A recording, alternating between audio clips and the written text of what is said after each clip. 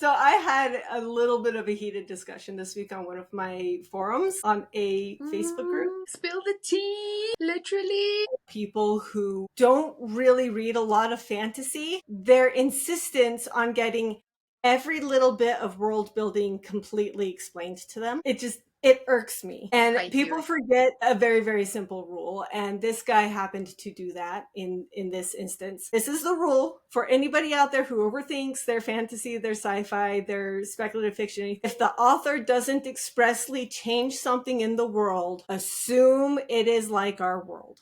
I do have a question about that though. If you as a writer want to dip your toe in the fantasy genre, but you don't know the rule, how does that work then? It's where people end up over explaining and data dumping. If it's not different, don't worry about changing it or over explaining it. Just give us what's new and roll things in. The only fantasy I read is romantasy for specific reasons. The rom in the beginning of romantasy. I don't generally read fantasy because I'm such an overthinker. Because I write in the real world, I say in quotation marks, everything that is in my writing is something that can actually happen, or something that has happened, or a place that exists, or something like that. A lot of people say when they read, they see images in their minds. I don't. And so that's probably why it makes it so hard for me to read fantasy, because I can't see the worlds that you're building. Whereas if you do get people who are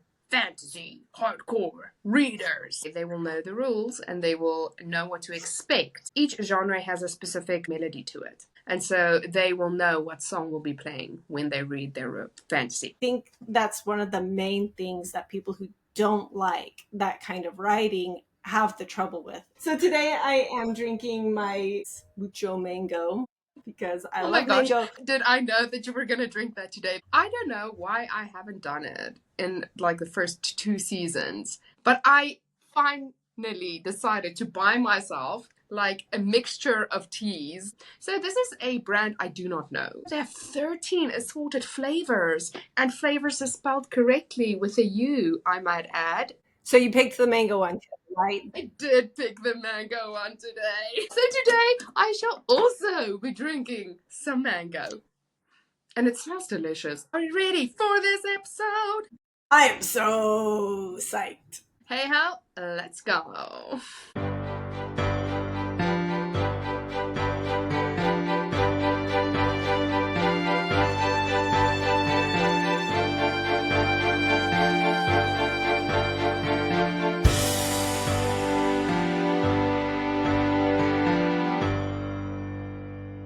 Hello everyone, and welcome to Tea and Tales. I'm Madeline Einau. And I'm Sarah Sampson. We want to thank everyone for listening every week and for tuning in on our social media as well. We especially want to thank Camila Zahn and Olivia Eiley. This week's episode is one that I am probably more excited about than I should be. And for good reason. We've been talking about subgenres. Most of you would probably think, oh, she's going to say fantasy. No. I'm taking you a step even farther back than fantasy. We're going with speculative fiction. There is so much around speculative fiction. There's so much misinformation, differing opinions. And so I just want to throw it all out there so that you don't get lost and think, I have no clue what this thing is. Well, I have no clue what this thing is, so this is a great informative episode that I'm going to be listening to. I think as we go, you're going to be like, I get it now. What is speculative fiction? So the issue with the definition of speculative fiction is everybody agrees on the base definition. Not everybody agrees on the application of said definition. Cool. I'm with you still. Yes. So I found kind of the best summary that I could find on fictionary.co. And the link will be in the notes. They said speculative fiction is a term that encompasses any fiction that delves into the realm of the unknown. It can use realistic known possibilities, but then combine them with elements of the unknown or known impossibilities. In other words, as the name suggests, it's the realm of speculation of what ifs, possibilities of the imagination. That's a really good way to describe it. Isn't it though? I know, I actually understood it. And I'm not even English. So I was like, okay. So what ifs? They go on to explain every author should be asking what if, but it's specifically what ifs that may be impossible or unknown or not fully understood. Okay. I think I'm your greatest audience member right now because if I don't understand, then you're like, okay, clearly I need to do this some word differently. The issue comes in when people disagree how that can be used. And Margaret Atwood is a big example of the far side over here of what qualifies as speculative fiction. Okay. So I'm going to read her quote and then let's see if I understand her quote. So she says, things that could happen but hadn't completely happened when the authors wrote the book. Well, because I know she wrote like The Handmaid's Tale, that kind of sentence makes sense to me because for someone who has watched the series or read the novel, what she wrote about hasn't happened. Of that I know of. That I know of. Let's just put it out there. I don't know much. We hope. Yeah, so that hasn't happened yet. In this lovely world of us, anything could happen. Is that what I'm kind of getting from that quote? Yes. Okay. Yes. Like it's a world of possibilities. It's a world of possibilities that haven't happened or haven't completely happened, but could happen. But could happen. Yes. Okay. Yes. I'm with you. So when you look at it with that more narrow view, it kicks out a lot of these things that is like the impossibilities. For example, if you believe that magic does not exist, then you would then kick out anything that talks about magic in your mind for that genre. But if you believe magic can exist, then, well, it just hasn't happened. We just don't understand it. Therefore, it still fits her definition. Does that make sense? So are you telling me that there might be a possibility that I'll be able to get a pet dragon? I would love it if we had a pet dragon. I want a pet dragon. Samesies. Exactly. And so this is where we end up with the debates about speculative fiction, is how strictly do you stick to the definition of what's possible versus allowing known impossibilities, as the broader description said, to be included into the speculative fiction. So basically, if you're not constricted in your belief of things, then speculative fiction might not be for you. If you're open to the possibility that there might be aliens, or there might be dragons, or there might be unicorns, then the world is your oyster. Because here's the thing, even if I don't read a lot of it, when I do read it, it's quite freeing in a sense because it's not real, I say in quotation marks, anything is possible. And you broaden your imagination so much, which is, I think, the beauty of speculative fiction. This is how I always look at it. When I am looking at a book, if it says it's speculative fiction, I know something in there is not going to be particularly true to the real world. But I don't know how much, and I don't know how far they go with it until I open the book or I read the blurb. So when I also look at agents or publishers that say they like speculative fiction, I always dig deeper. What kind of speculative fiction are they actually talking about here? Do they have a much more strict personal view of it, or are they more of a anything goes speculative fiction person? Because if your book is too out there and they like more grounded speculative fiction, then they're still not the agent for you, even if you write a speculative fiction genre. I think we also kind of had that conversation at one point where you writing fantasy, which is underneath speculative fiction, you're like, there's a difference between your high fantasy and your low fantasy, because some agents love high fantasy and they love like all that depth and all that world building and all that stuff. And then the other agents are just like, no, we'll just cool, chill over here on the low side. Like, we're good. Thank you very much. And I think you also said, like, it's so much actually harder to find agents who do love high fantasy. It is, because it's a lot less grounded. So you have to be able to really reach out of your comfort zone to accept something that is not grounded nearly as much as everything else around you. But then it gets a little bit more complicated. I'm sorry. Oh dear, do I need a pen and paper? All right. People look at speculative fiction sometimes not as a genre, but as a device, as a storytelling device. And when you start doing that, it changes it almost into a trope sort of a thing rather than a genre sort of a thing. Remember in our last episode, we talked Interesting. about be careful that you're not doing tropes, that you're doing genres, right? Yes, yes, yes. Okay. So some people don't see speculative fiction as a genre at all. They see it as a trope. They see it as an element. This is Hmm. from writersdigest.com explaining this perspective. It says speculative fiction is not beholden to a particular genre. It's a storytelling vehicle through which any genre can travel. Well, the way I see it is that speculative fiction is the umbrella. And then the things that go underneath, like fantasy, sci fi, yeah, that's where it ends for me. Then those go underneath the umbrella. But then here's the gray spot. What about horror or thriller? Are they speculative fiction? Some people say yes, and some people say no. So here's the reason why. Some horror and thriller brings in speculative elements like paranormal elements or imaginative, it hasn't happened yet, but it could happen, like Margaret Atwood said. But then a lot of other horror and thriller stick to true stories and true things that could happen. Maybe they've changed names, maybe they've changed the place, or they're just illustrating something that this happens all the time, so I'm going to write about it in my thriller. But that doesn't meet the criteria of speculative fiction. Ooh, okay. Wait, what's the criteria again? That it has to be something that is in the realm of possibility but may not have happened yet, or be an impossibility that we recognize. Okay, okay. I hear you. Okay, so horror and thriller, not speculative fiction. But it is. But it isn't. It is, but it isn't. Cool, cool, cool, cool, cool. Not confusing at all. Not confusing, Sarah. I was doing so well. And I think that is the point. That is the moment where speculative fiction becomes so ungrounded, just like its name says, is that you can have other genres that weave in that speculative fiction, kind of like a secondary genre subplot.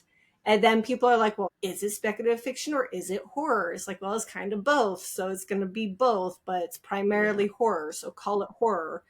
But you can also say it's a speculative fiction. Well, wasn't it also Rebecca a few episodes back where she said she and her agent initially queried her novel as a speculative fiction, even though she wrote a young adult dystopian, because they felt like the market for young adult dystopian wasn't as cool. And she said they even called it speculative romance at some points. Yeah, that's weird. I was like, I don't know what that is. Like, no, don't do that. I was like, no, I don't accept that. If I were to be an agent and someone were like, I have a speculative romance, I'm like, no, I will even stop reading. I'm like, that's not a thing. Stop doing that. No. But again, that's just me. So hopefully I won't be an agent is all I'm saying. So It's not living up to your rules.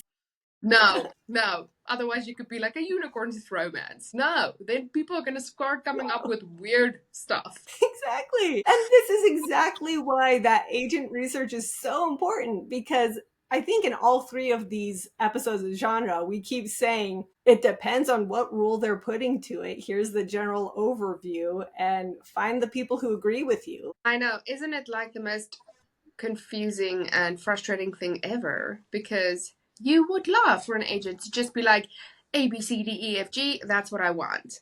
But no, you have to like deep dive into Google up until page 47 just to maybe find something where Exactly. And okay, so I hope that people are having a little bit of fun with the speculative fiction episode, because every time I go and look up speculative fiction online, you get the most boring videos you have ever seen in your life explaining the most imaginative genre that exists.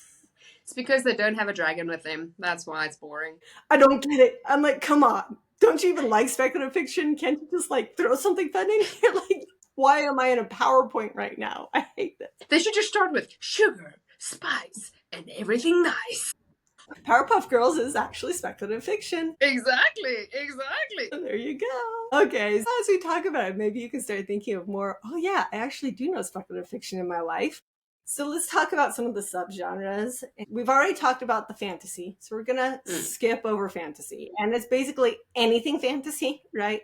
Dark fantasy, gothic fantasy, epic fantasy, high fantasy, sword and sorcery, urban fantasy, realistic, what is it? Magical realism, all of that stuff that fits in that fantasy genre. It is all speculative fiction. You can never convince me otherwise. And of course, Nell's talked about the science fiction, which again, everything under that little umbrella too. Hard science fiction, regular science fiction, militaristic science fiction, space opera, space western, all of that stuff, that is all speculative fiction. Okay. So let's talk about some of the less known ones. Let's do that, because I will probably know none of it. Okay, so alternate history and alternate reality, or paranormal universe. So what would the difference be then between that and sci-fi? So the difference between that and sci-fi is anything sci-fi must take place in space, basically. It must take place with technology that is beyond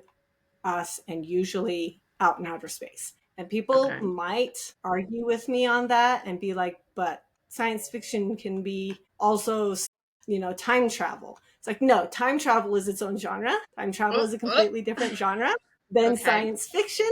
They get mushed in often, but it is a different genre, also speculative fiction. Okay. And shares traits with sci-fi. So alternate history is things like, what if this in the past had changed, right? So what if this Queen of England actually hadn't become queen and it was her sister instead? What if? Ooh, okay. Interesting. So you're messing with the timeline, changing things. Here's a popular one. What if Abraham Lincoln was a vampire hunter? I thought you were going to say, what if he didn't go to the theater that night? I mean, yours sounds more speculative then. That is alternate reality or parallel universe. So now we have moved, we're using an alternate history, but we have changed it instead. Abraham Lincoln, everything that was going on, but vampires, and he's a vampire hunter. Now we've changed to a parallel universe, into an alternate reality. Okay. I'm with you. We here? We're good? We're good. I got you. Okay, so next we have apocalyptic/post-apocalyptic fiction. Are you just trying to see if I can read English? Like, why are you giving me all these hard words? Honestly. I'm sorry. We're so scientific over here in speculative fiction. The tip of the tongue, like, honestly. Okay, apocalyptic. I mean, I'm assuming that's type of like zombie stuff, right? It can be zombies. Anything where there's an apocalypse, where the world is being destroyed and everything is kaboom. So this can also include things like climate novels that talk about the destruction of the planet's climate. Okay, like global warming type of stuff. Yes. Okay. A lot of that falls under this apocalyptic idea and arena. But then also post-apocalyptic, so that's things like the apocalypse has already happened and society's trying to rebuild itself. That's also speculative. Okay. Yeah, definitely not something I read.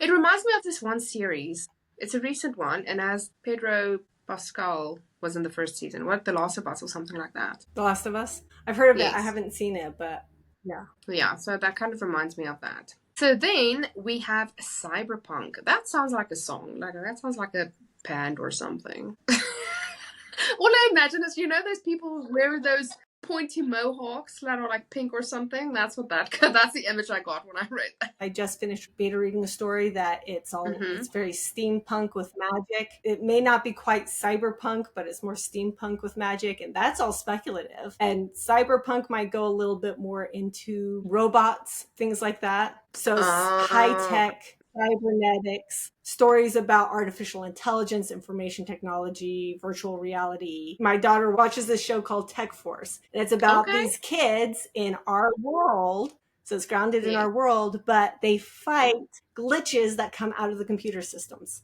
with all this cool cyber technology and stuff. Interesting. Okay.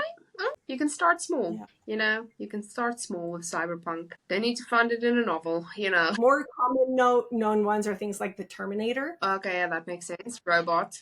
Okay, so next one we have dystopian and utopian. Okay, now tell me what the difference is between those two. I know it's dys and you, but what's the difference? So the difference is the state of the society. So in a Mm-hmm. dystopian, it's a repressive, super controlled society, often under the guise of being perfect, but it's not. So think things like the Hunger Games. Okay. It's under the guise that everything's perfect because in the main city everything's beautiful and perfect, but it's dystopian because everybody else is repressed. They're all being controlled in some way. That's dystopian. I have read a dystopian novel. It's The Hunger Games. Yeah, I read that. Okay. Yes. And I want to say Divergent is also one like that. I have read two dystopian novels. The only reason I actually read those two is because there was elements of romance in it. And so I was going for the romance of it. Yeah, there you go. The utopian think the exact opposite. They are the vision of the ideal society and how it might actually work. Mm-hmm. These are super hard to find because if you're writing in a utopian environment, where is your conflict? So you Yeah. don't get this super often. Lost Horizon by James Hilton is the only example that this particular article gives. Honestly, I don't know many utopian stories that I have actually read. I have written a utopian story Oh, where okay. the society that they are in is a utopia, and all of the rules that I built for the society are my way of thinking of, I think this would fix the issues that we have in our society to make it into a utopia. But then I put in conflict from the people outside that society, creating issues inside the society. You know what it makes me think of? It's like what is that? There's a series about zombies. Like the outside, like the zombies or the conflict, but the inside is where you survive. Yeah. It's a Mm. vision of the ideal society, but then you have to put that conflict from outside. Okay, I have a movie for it. You want to hear it? Yes. Zootopia. Zootopia. Yeah, actually, I think that might fit because they think they're living in an ideal and then somebody tries to take advantage of the ideal and they have to save it. Exactly. Look at me. Look at me knowing things. Okay. So then we go down to fairy tales. Yes, did you know fairy tales are all speculative fiction? Every single one of them. If you know a fairy tale, you know speculative fiction. So Snow White. Is that a fairy tale? What's that? Snow White? Snow White is a fairy tale. It is Well speculative fiction. then I've seen many fairy tales. Aladdin? No. Aladdin? Aladdin is a fairy tale. It's one of Shahrazad's Thousand Tales. Aladdin is one of those, and they are all yeah. Interesting. Okay. Okay. Yeah. I can see that. Yeah, fairy tales, you find them in every single society across time and space. It's the way that we try to express things that are difficult to express in a way that is easier to palate. In the master classes that I've taken, say, know your fairy tales because they are the basis of every story. And so Ooh. in a way, fairy tales and speculative fiction reaches that huge reach across every genre. Yeah. It's like when people tell me they don't like musicals, but then I'm like, have you seen The Lion King? Have you seen Little Mermaid? Have you seen Aladdin? Yeah, I love them. I'm like, that is also a musical. They sing. So then we have left paranormal, superhero fiction, and supernatural. Hit me with it, Sarah. What is it? Paranormal. Basically, anything that has to do with anything paranormal. Things happening in the real world that lie outside our normal world. Shapeshifters, time travel. There's that time travel back. Telekinesis, aliens, psychics. So if you have a psychic story, it falls into that paranormal. So you have Ghostbusters, you have The Sixth Sense. Things like Bigfoot and the Loch Ness Monster, they are paranormal type of tales. Okay. When you want to shift a little bit more into the superhero, I feel like anybody who has been around Disney in the last 10 years can raise their hand and tell me a superhero name. Let me think. Maybe Iron Man? Spider-Man? Captain America? Hulk? I'm being sexist over here. Wanda is what? The Red Scarlet Witch. Look at me. Bam. Good job. It's because I And if like you her. want to go over to DC, give them a little love. You've got people like Batman. Superman. So you've got Marvel and DC are like the two big superhero franchises. All of those people, any kind of superhero, they are a speculative fiction. What if you got bit by a spider and it was radioactive and it gave you spider powers? Then what happens? What do you do? Right? Yeah. Super villains, same thing. Yeah, makes sense. Then the supernatural. So this is where you might get a little picky. So supernatural, I'm going to read the description because it's going to sound a lot like paranormal that we already talked about and fantasy that we've already talked about. Supernatural. These types of stories remove all elements from under fantasy and horror and embrace the supernatural elements that are considered commonplace in the natural world. Things like angels, demons, ghosts, God, and Satan. Frank Peretti's The Present Darkness is a great example of a supernatural fantasy novel where paranormal can include the things like ghosts and demons and stuff. It includes a wide variety. Supernatural brings it in even closer to more your supernatural beings and your supernatural things interacting with our world. Okay. I think one of the more popular ones that came out recently, what's that one with David Tennant and the demon and the angel? Good Omens. Wait for it. Michael Sheen. Have you ever seen like the bits that they do on Instagram with them bickering? Best thing ever. It's so cute. I love it so much. So some people will call paranormal and supernatural kind of the same thing, or supernatural being a subgenre of paranormal where it's specifically about those things. But think about them as they're all under layers and layers under the speculative fiction umbrella. I always get frustrated when an agent says, I love speculative fiction, and they leave it right there. And I hope this episode gives you an idea as to why, but also know speculative fiction as a buzzword, as a keyword for looking for your comps, for looking for your agents who might be looking for what you want. It just also requires a lot more research into those things to make sure that speculative fiction is the same as your speculative fiction. Well, I mean, you've taught me so much about all the speculative fiction subgenres, but I don't even know what you write. What do you write? I have some stories that are your space opera. I have a dark fantasy, mostly epic fantasies. One of my epic fantasies is a utopian, and one of them is more of a science fantasy. And that's something we have not talked about yet. No. Because it's a fairly new genre. Okay.